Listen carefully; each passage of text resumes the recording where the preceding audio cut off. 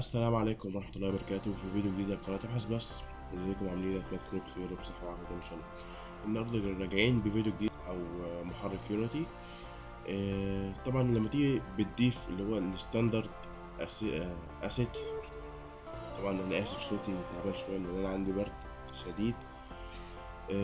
لما تيجي تضيفه بيجيب لك رسالة الخطأ دي اللي هي GUI text has been removed use UI text. اتمنى ان انا عرفت اقراها كويس او صوتي واضح يعني.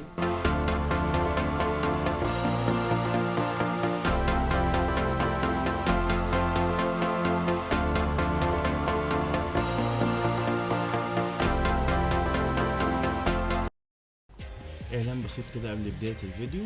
اللعبة دي انا اللي كنت عاملها، اللعبة بسيطة جدا، حجمها 20 ميجا، فيا ريت تحملها وتجربها وتقول لي ايه رأيك في التعليقات. يلا كملوا الفيديو.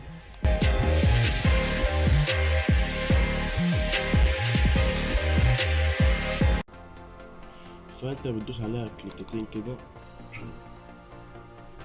اعتذر تاني على الصوت، بس استنى شوية لحد ما يفتح.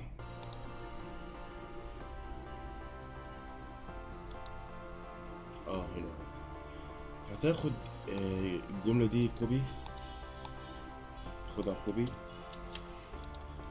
وتنزل تضيفها تاني، وتيجي هنا تدوس دوت وتعمل UI بس كابيتال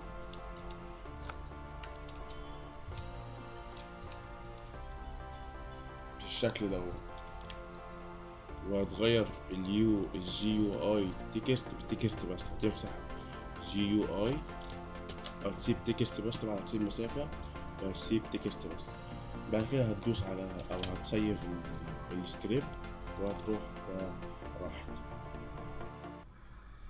زي ما شايفين المشكلة اتحلت. طبعا بعتذر تاني عن الصوت، انا فعلا تعبان جدا وعندي دور برد شديد ادعولي، وان شاء الله الفيديوهات الجاية تبقى احسن يعني بكتير.